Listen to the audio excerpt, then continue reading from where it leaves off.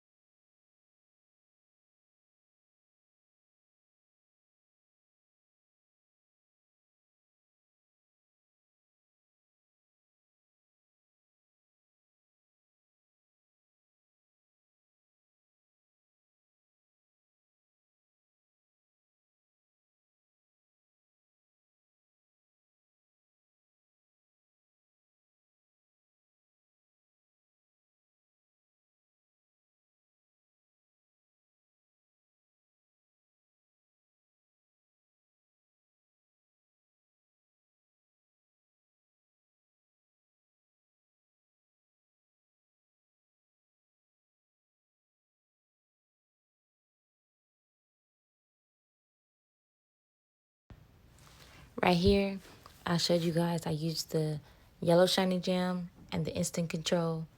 I usually just I use the softer shiny jam first because I like to be able to mold my hair into what I want it to be.